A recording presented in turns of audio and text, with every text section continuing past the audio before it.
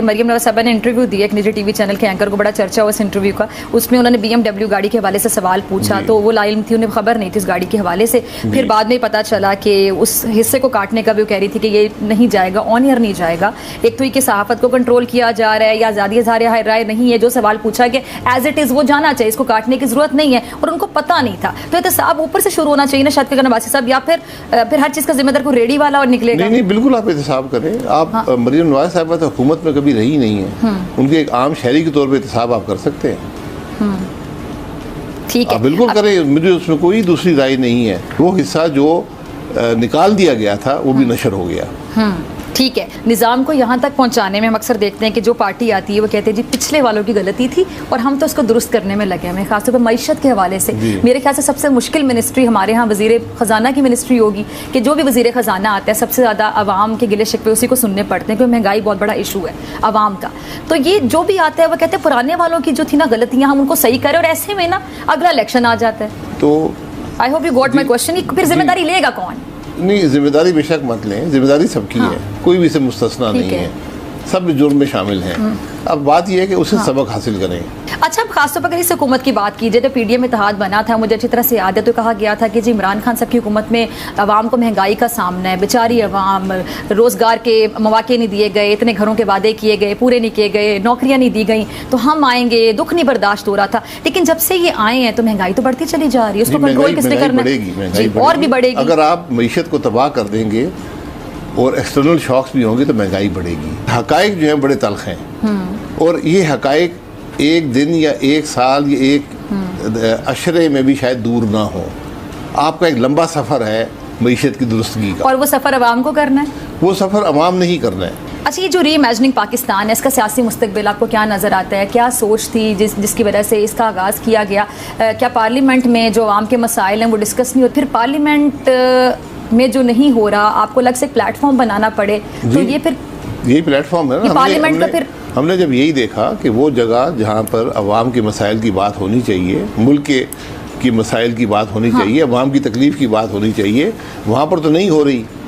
आज सियासत दुश्मनी में बदल गई है, सियासत नफरत में बदल गई है, सियासत एक दूसरे गाली गलोच का नाम है, और दिन रात गाली गलोच है। अवाम के मसाइल और मुल्क के मसाइल कहाँ जाएंगे? हमने कहा एक प्लेटफॉर्म बनाते हैं जहाँ पर कम से कम मसाइल की बात और उनकी हल की तलाश की बात हो। इतने एक सीनियर, इतने सीजन सियासतदान को, जो कि पाकिस्तान के वजीर आजम भी रह चुके हैं, वो पार्लियामेंट से एक किस्म के नाला हो गए, नाराज हो गए, क्या हो गया, या इतने दिल बर्दाश्ता हो गए कि उन्हें एक अलग से प्लेटफॉर्म बनाना पड़ा। हालांकि ये काम पार्लियामेंट में होना चाहिए कि वहाँ पे अवामी नुमाइंदे जाते हैं, इनको अवाम एतमाद करती है, एतबार करती है, उनको वहाँ तक भेजते हैं कि हमारे मसले हल करेंगे। लेकिन वहाँ पे उनकी अपनी बहस होती रहती है और फिर टाइम पूरा हो जाता है, खत्म हो जाता है, कोई वॉकआउट कर जाता है, बात पसंद नहीं आती, तो प्लेटफॉर्म बनाना पड़ा।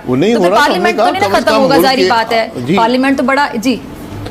इसीलिए पार्लियामेंट मौजूद है, वहाँ पर ये बात नहीं हो रही। मैंने मुल्क के अंदर कोई अवाम के मसाइल की बात पार्लियामान में नहीं सुनी। तो हमने चंद लोग थे, हमने कहा यार एक फोरम बनाते हैं जहाँ पर हम मसाइल की बात तो कर सकें, हल की तलाश की बात कर सकें, एक डायलॉग क्रिएट किया है, उसको आगे बढ़ाने की ज़रूरत है। क्योंकि यहाँ पर मुझे आज सियासी निज़ाम में वो सोच या सलाहियत नज़र नहीं आती जो मुल्क के मसाइल हल कर सके।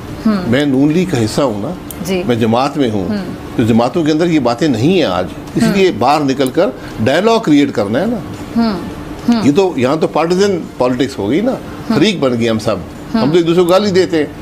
तो अगर आपने मुझे गाली दिलवाने, मैं नून लीग के प्लेटफॉर्म से गालियाँ दे दूंगा। नहीं हो रहा तो हमने एक प्लेटफॉर्म ढूंढ लिया, वहाँ बात करते हैं, मुल्क की बात करते हैं, मैं ज़ाती वफाद की बात नहीं कर रहा। चलिए मैं कंक्लूड कर लेती हूँ आपकी इजाज़त से कि आप नून लीग क्या चले पूरी पार्लियामेंट की कारकर्दगी से सेटिस्फाइड नहीं है, मुतमईन नहीं है उस हद तक जिस हद तक होना चाहिए? मैं मुतमईन हूँ या नहीं, हालात मुल्क के देखें, बिल्कुल बहुत खराब, तो बस वहीं पे आपको जवाब मिल जाता है। मेरे इत्मीनान से कुछ नहीं होगा। अच्छा, एक और चीज़, अच्छा, जो री इमेजिनिंग पाकिस्तान के तहत आपकी जो तकरीर है उसके बड़े चर्चे हैं, बड़े लोग उसकी तारीफ कर रहे हैं, ये क्लिप होगा, टीम जरा चलाइएगा, फिर मैं आपकी तरफ आती हूँ। आप पार्लियामान से निकलते हैं, करोड़ों की गाड़ी में बैठते हैं, अरबों के घर में रहते हैं, करोड़ों का महीने का खर्चा है, पैसा कहाँ से आया?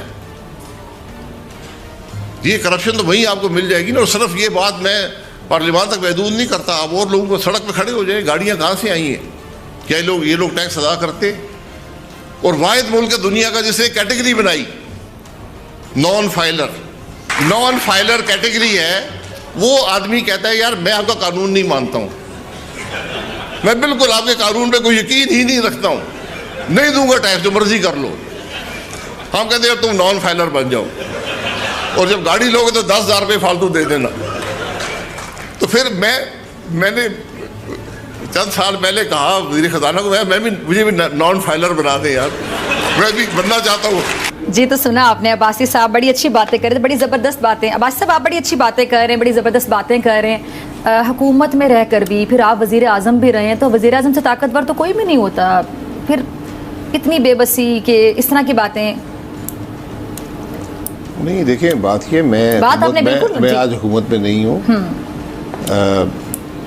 मेरी जमात हुकूमत में है, मैं वज़ीर आज़म था। अच्छा, ये जो जजेस को मुतनाज़ बनाने का एक सिलसिला शुरू हो गया है कि ये शायद इस पार्टी का जज है, वो उस पार्टी का जज है, ये शायद इनका फेवरेट जज है, ये उनका फेवरेट जज है, ये भी शायद लोगों को समझ नहीं आ रहा है, क्योंकि लोग जजेस को मुतनाज़ नहीं देखना चाहते हैं। हम अदलिया का बहुत एहतराम करते हैं, कल को जाके